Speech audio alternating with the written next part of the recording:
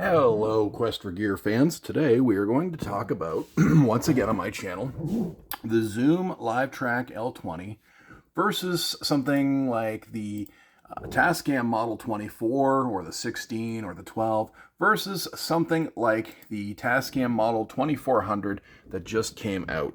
Now, if you follow me at all, you may have noticed in my videos over the last year or so that I've owned, I think, 6 of these, and I've owned 6 of these, and I last said that I would love to get my hands on one of these.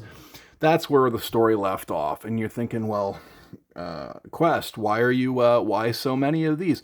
Well, because I went back and forth, and I found I had a real, mental block. I'm sure it's certifiable, diagnosable, and prescribable. If I were to go in and lie down on the couch, I'm sure somebody could tell me why I do these things. But the workflow of my studio is very important to me, and I tend to make bad decisions quickly, bad financial decisions very quickly. I don't like this, I don't like that, and then I remember what I had, and I'm like, I got to get back there again. I mean, the tonemaster Pro is part of that story. There'll be some more tonemaster Pro videos coming. Now, what I want the trolls of my channel to know is that I'm not just some guy on YouTube. I have 500 subscribers. Do you know how many that is? That's like 250 and then another 100 and then some more. Like I'm a big deal on here, and I just want you to know this isn't just some guy's opinion on YouTube. When I say something, it becomes law, okay? If I say that I don't like the tonemaster Pro, then you don't like it either. Do you understand? I'm not just some idiot on YouTube with, if you look on Wiki, everything I say becomes law. If you go 100 years into the future and look back, they will print my words in encyclopedias. I'm not just some idiot on YouTube with my own opinion, okay, guys? What I say is law. If I say I don't like the Model 24, then you don't like the Model 24. If I say that I don't like the Zoom LiveTrack L-20, then you don't like the... You see how this works? It's not just some idiot's opinion on a gear channel. You have to do what I say. So anyway, that's just a shout out to the trolls who seem to have a weird a weird take on YouTube gear channels and what they mean. But anyway, so of course, obviously, I mean the opposite of that. I'm just some idiot on YouTube, and this is just my opinions for my workflow for my studio. That'll get the trolls all riled up. So while their moms are making their dinosaur chicken nuggets for them, they're going to be frantically drooling into their keyboards going, how dare you? Anyway, back to the 3 mixers. So I got a workflow down here where I've already got the Apollo Twin. I already got way too much money invested in Waves plugins and Universal Audio plugins and, a smattering of this and a smattering of that and every free plugin that you guys all have going back to 1994. And I run a small amateur studio with, I got electronic drums, I got synthesizers, I got, you got to have one of everything when you run a little amateur studio. You got to have gear you don't even care about just in case somebody needs it. Like I got violins and stuff that I don't know how to play. I got a banjo I don't know how to play. Anyway, you got to be prepared for every eventuality, and you need about 16 ins. So the 16 in paradigm for me, that don't cut it. It's only got 2. I had the Apollo X4 and it only had 4 in. I have the that red Focusrite Scarlett i18. It's only got 8 in naturally, and then you can add in some more. So you come into these guys. The Zoom LiveTrack L-20 has 16 in, I think it is.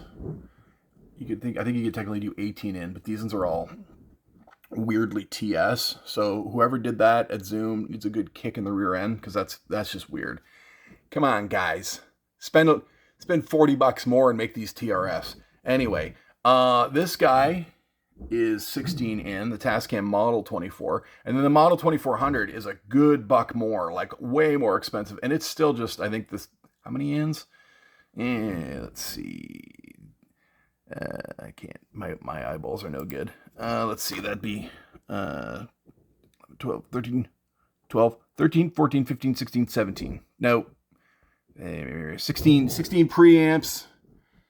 I don't know how they count it up. It's weird anyway, because they do that split track thing. So anyway, if you've been watching my history with this stuff, I own this, then I own that, then I own this, then I own that, then I own this, and then I always retreat back into the computer with Reaper, which I still think is the best DAW available for its simplicity for me. I know a lot of you guys like Fruity Loops and all that other crazy stuff, Cubase. I've had all that stuff. I just thought it was way overcomplicated, like really lost the plot. Like I'm trying to make a song here, not program, not trying to do calculus.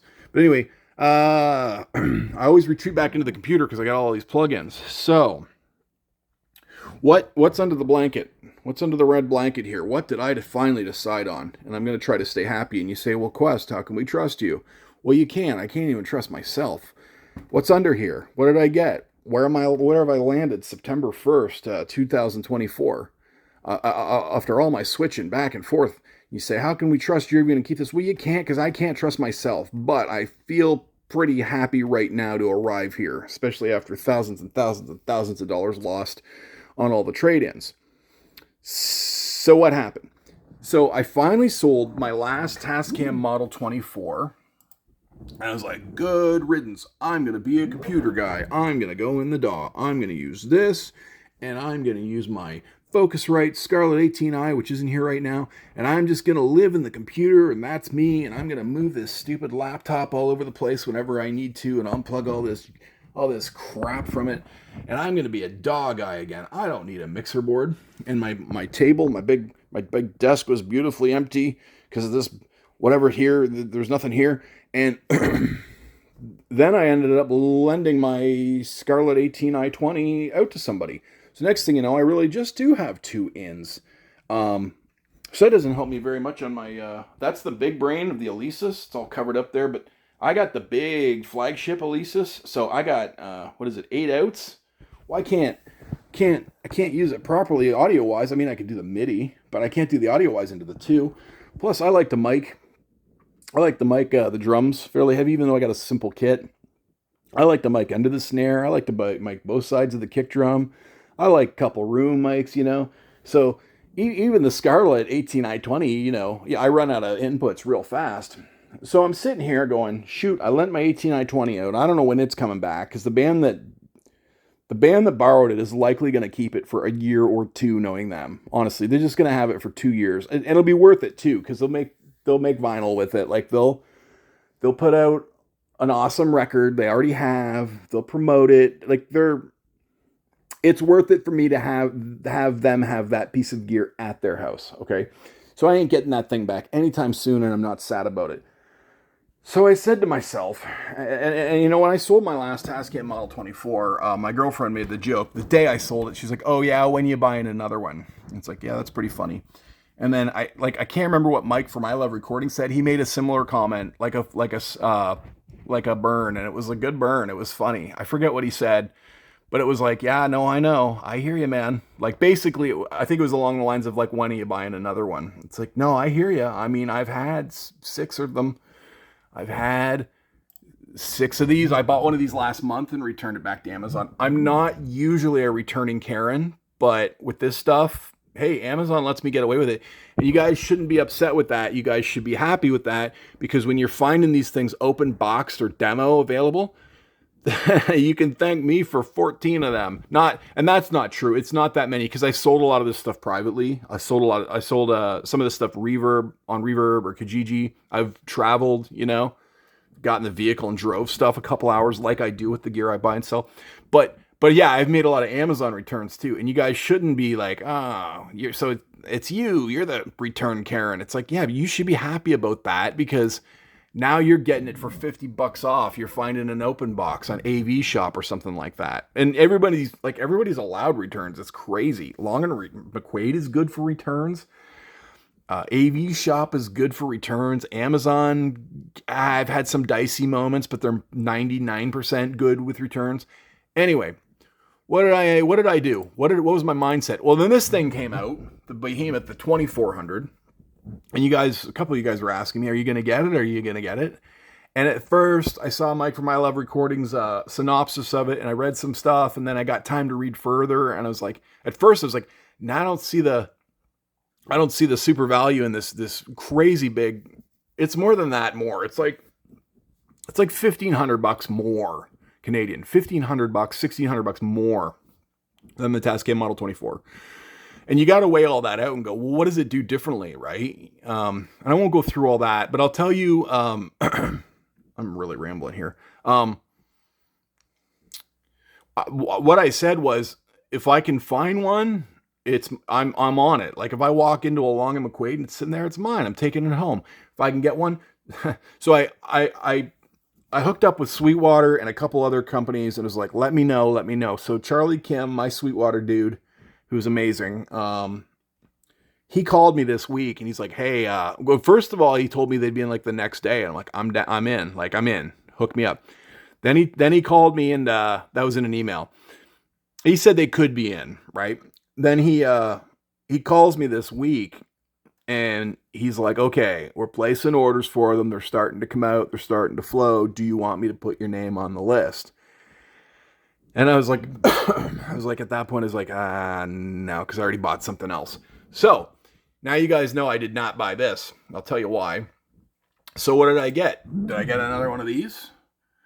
Or did I get one of these? So here was my mindset after my table was empty. I only had this. My Scarlett's lent out.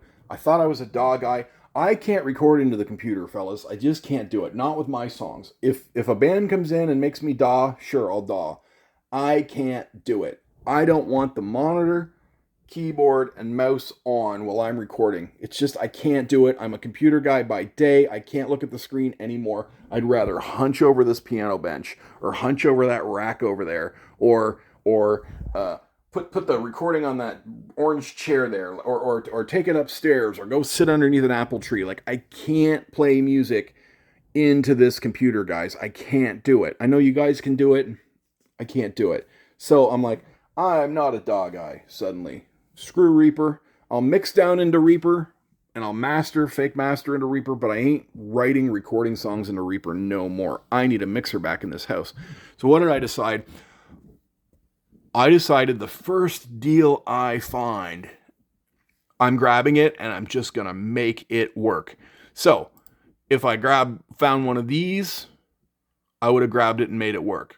If I found the Zoom LiveTrack L-20, I would have grabbed it and I would have made it work. If I found a Tascam Model 24, I would have grabbed it and I would have made it work. I just decided, I don't care. They're all the same tool. They're all great. Get one, get it here, and stop having gas and stop being a, analysis paralysis lunatic. So what did I end up? And again, I'm telling you, I would have grabbed whatever I could grab first. And this is what was easiest. So yeah, this is my seventh one.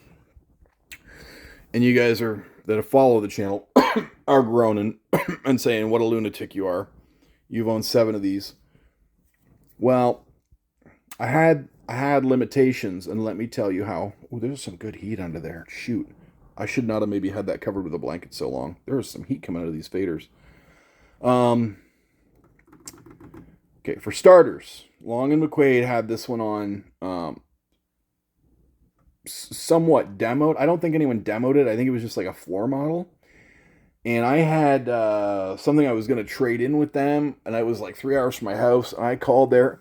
Let me tell you about Long and McQuaid and the trade-ins. Every single store is different, and they have flexibility. So if one Long and McQuaid store says they're only going to give you, say, $800, you can call the next one, they give you $900. And they don't tell you over the phone. You got to take this stuff in.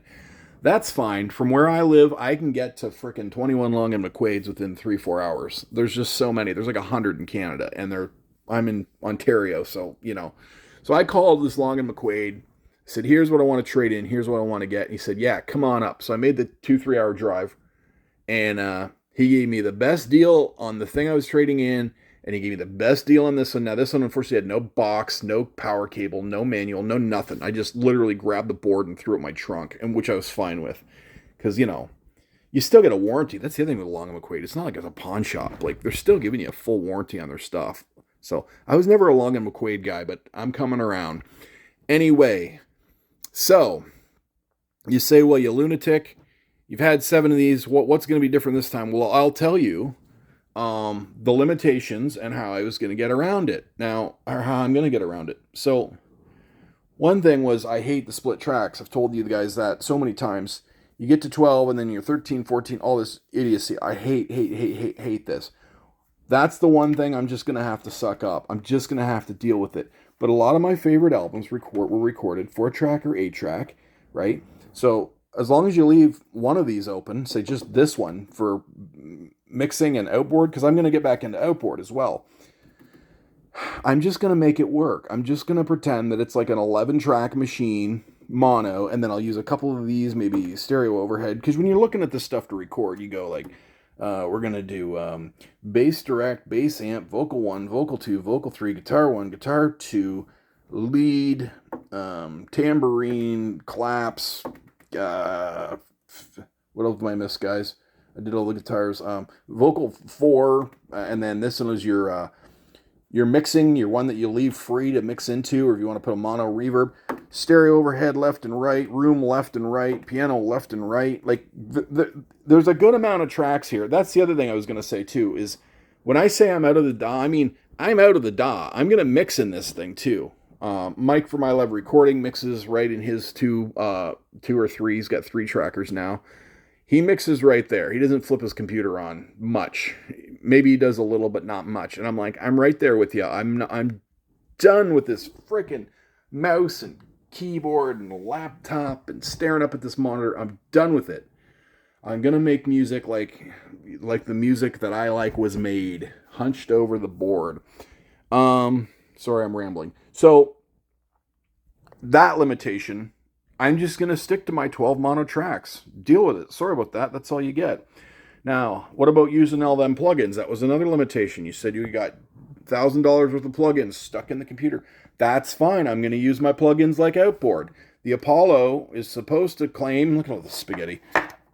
It claims that it's low latency. You can use them plugins like Outboard, kind of. I'm gonna go out the many out options on the Tascam Model 24. I'm gonna go into this guy, process with my plugins, and come back in and make it permanent. But I'm gonna do all that mixing in the box here. This is the box, not this is the box. And that's how I'm gonna get around that limitation. Sure, I'll use the computer, the VSTs. I've got a mini moog Model D in here. I got organs and instruments just like you guys. You guys all have 4,000 virtual instruments in your computer, I'm sure. I'm going to use them, but I'm going to use them like outboard gear. All the action actually happens here. I'll get the PFL light on. Somebody's PFLing. You and the light's off. So that's that limitation. And you say, well, Quest, you always complained about the metering. Yeah, the metering sucks on the Model 24. It sucks. And it's so much better on the 2400, supposedly. Keep in mind, I've never used one, but because it comes with an app, like a remote meter, so that I could put the metering over here and I could see it from across the room of the drums, right? I could be sitting at the drums and I could look all the way over here and see the metering on that screen, because that's what this bad boy does for all this extra money, right? So what am I going to do? Well, and I always complain about how heavy this is, so what are you going to do? You know what I'm going to do? I'm going to stop being so lazy. I'm going to pick this thing up. Unplug all the cables, pick this thing up. What is it, 25 pounds or something like that? I'm going to bring it to where I need it. Is it over there? Do I need it over there? Do I need it over by the synthesizers? Do I need it over by the electronic drums? Do I need it at my friend's house? Do I need it at a bar? I'm going to stop being so lazy. I'm going to pick this thing up, bring it to where it needs to be. That's why that rack there is there, because I'm going to set it on top of it. And then I'm going to look down at the meters. Well, what are you going to do about your outboard preamps? Well, I'll probably put these warm Neve outboard preamps in that rack, so it's all one happy little tracking rack. Yeah, it'll be a little bit heavy, but I'm not 95 years old, not yet. Sorry to all of my 95-year-old viewers. I know there are guys. I saw a guy along McQuaid today. I think he was pushing 95 and he was buying recording gear, and I was like, bless you, sir. At his age, buying recording equipment, I shed a little tear. I was like, yeah, that's me. That's why I'm on this earth too. Like, I'm right there with you, man. I'll be in the Long and McQuaid at that age too, recording. This is what I do. This is what you guys do, or you wouldn't be watching this for this long. All right. So, yep. So how do you get around the Tascam Model 24's crap meters? And they are crap. I mean, the best you can do is watch this little signal light. That's the best you get. The meters over here are just trash.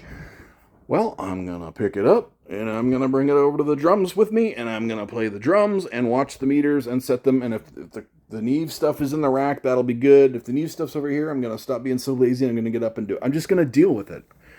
What was some of my other limitations of this thing? Yeah, there's stuff the Zoom did that I think it did better. Oh, the low cuts. Well, I'm just going to remember to do them because the Zoom you can low cut after the fact because it's digital. I can't believe how hot this board is. It's freaking concerning. The low cuts, I'm going to remember to do them on the way in, and I'm also going to mix with this thing. I'm going to shut this off. Nice that I have the Long & McQuaid warranty, though.